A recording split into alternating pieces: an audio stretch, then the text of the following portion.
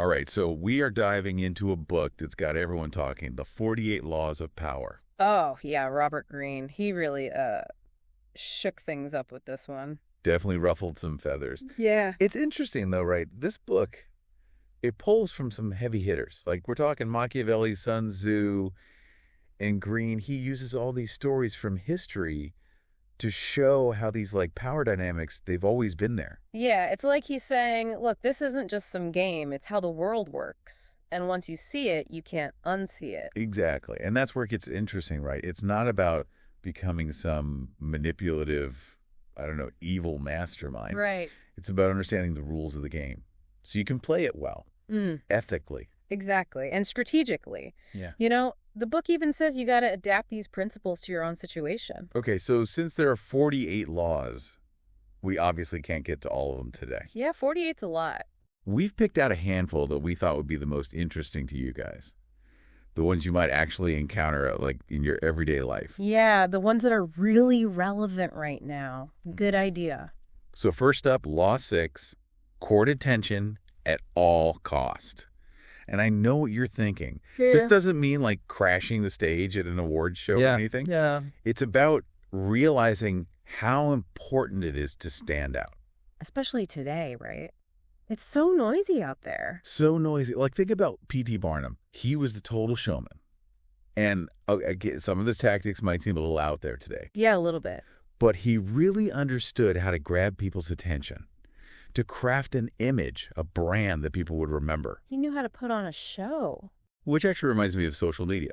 Like, it's not enough to be good at something anymore. You have to be interesting, shareable. But where do you draw that line between building a brand and just being an attention hog? What do you think? That's a tough one. It's all about authenticity, though, right? Can you be captivating without losing yourself? Ooh, that's a good question to think about. All right, let's move on to Law 7. Get others to do the work for you, but always take the credit. Ethically, this one feels a little Oh, yeah, you got to be careful with this one. like walking a tightrope. Definitely. It requires some finesse. You know, 'cause if you do it wrong, people will see right through it. You'll come across as lazy or just using people. Yeah, for sure. Reminds me of Thomas Edison and Nikola Tesla. Edison gets all the credit for AC electricity, but it was Tesla who did the real work. Classic example of someone taking credit where it wasn't due. Totally. It makes you think about how important it is to be a good delegator, but also to recognize the hard work of your team. You don't want to be that boss. Oh, absolutely. It's about leveraging other people's skills, not taking advantage. Right. Okay, Law 12.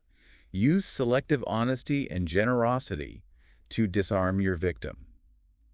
This one is tricky because it plays on our good nature. It's sneaky, right?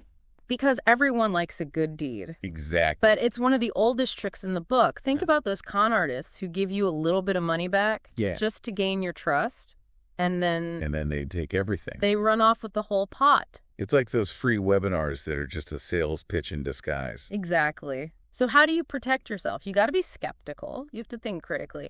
When someone's laying on the charm too thick, stop and ask yourself, what's the catch? What's the real motive? It's like they say, if it seems too good to be true, it probably is.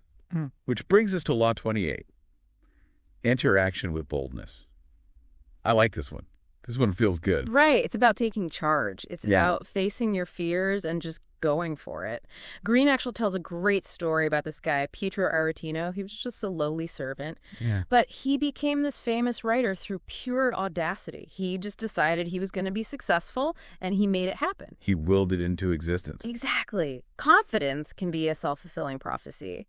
And, you know, that kind of leads us to Law 34. Be royal in your own fashion. Act like a king to be treated like one. Oh, I like this one. Yeah, it's all about self-image, right? The energy you put out into the world. Think about Count Lustig. This guy was a con man, but he was so convincing because he understood that perception is reality. He acted like he was royalty and people believed him. He even sold the Eiffel Tower. Wow. So what you're saying is fake it till you make it. Well, it's more than just faking it. It's about cultivating that inner confidence. It's about knowing your worth and letting that shine through. Okay, I like that. Knowing your worth. Love it. All right, last one for this part, Law 40. Despise the free lunch. I feel like we've all learned this one the hard way. Oh, yeah. We've all been tempted by those offers that seem too good to be true. Right. Too good to be true. Green talks about this really elaborate diamond mine scam that tricked all these investors. Because who doesn't want easy money? Easy money, that's the dream. Right. But there's always a catch. This law is a good reminder to be careful, to value your independence. Sometimes you have to work for the things you want. And that feeling of accomplishment makes it worth it. Exactly. There's nothing like achieving something through hard work. Okay, but that being said, how do you navigate situations where you do need help?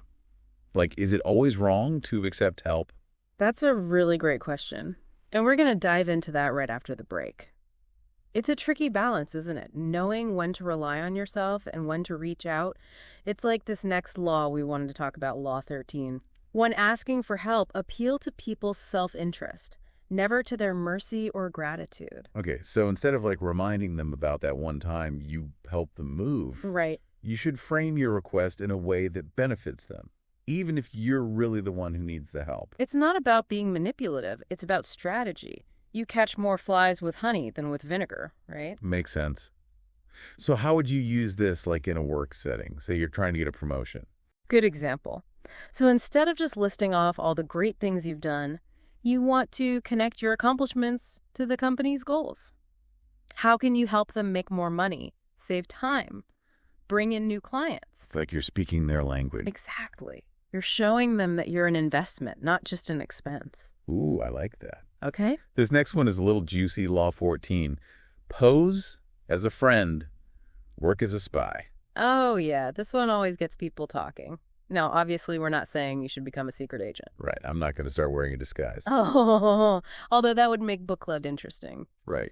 But what Green is getting at here is the importance of observation, paying attention to people, figuring out what makes them tick, what are their strengths, their weaknesses, what motivates them. It's about really understanding the people around you and using that knowledge to build stronger relationships. Exactly, which is a nice segue into Law 18. Do not build fortresses to protect yourself. Isolation is dangerous because when you close yourself off from the world, you miss out on those connections. Exactly, and you make yourself vulnerable. Building a network, being part of a community, that's what gives you strength. Makes sense. Okay, but what about dealing with difficult people? Like that coworker who just loves to stir up drama. Ah, yes, we all know that person. Well, in those situations, it's good to remember Law 36. Disdain things you cannot have. Ignoring them is the best revenge. So sometimes the best response is no response. Sometimes silence speaks volumes. You're not giving them the satisfaction of a reaction. You're not playing their game. Oh, I like that. Yeah. It's about choosing your battles. Exactly. And this ties into another important law, Law 9. Win through your actions, never through argument. Because at the end of the day, actions speak louder than words. So it's not enough to just talk the talk. Right. You have to walk the walk. Let your actions prove your worth. It's like sometimes the best way to win is to not play at all. Right. At least not on their terms. And that actually reminds me of another law that might seem kind of harsh at first. Law 15. Crush your enemy. Totally. Whoa, okay, that took a turn. We went from ignoring them to crushing them. Well, it's not about like actually physically crushing anyone. It's more metaphorical. You know, Green's point is that sometimes you got to be ruthless. Like if you're cutting down a tree, you got to make sure you get all the roots. Otherwise, it'll just grow back. So it's about being decisive, recognizing those situations where you need a permanent solution. Exactly. And it's not about letting your emotions get involved. It's about strategy. Which brings us to another law about being strategic. Law 17. Keep others in suspended terror. Cultivate an air of unpredictability. Okay, that sounds a little intimidating. Right, like something out of a movie. But it's not about being scary or erratic. It's about being a little less predictable, keeping people guessing. Like a healthy dose of mystery. Exactly. It's about keeping people on their toes. Because when they think they have you figured out, that's when you become vulnerable. Makes sense. So we've talked about a lot of different strategies today. From being bold and courting attention to knowing when to hold back and observe, it's a lot to take in. If you had to pick just one thing from our deep dive into the 48 Laws of Power, what would you want our listeners to remember? That's a good question. I think the most important takeaway is this. These laws, they aren't some kind of how-to guide for becoming a master manipulator. They're more like a lens, a way of understanding the world and the often unspoken rules that shape how people act. It's about awareness, not manipulation. Exactly. When you understand these laws, you can see them playing out all around you. And that gives you a choice. You can choose to play the game or you can choose to walk away. But at least you're making that choice with your eyes wide open. So true. Well said. And on that note, this has been just a taste of the 48 Laws of Power. There's so much more to explore in the book, so to our listeners, I encourage you, pick up a copy, read it with a critical eye, and see how these laws play out in your own life. It's a fascinating read, and who knows, it might just change the way you see the world.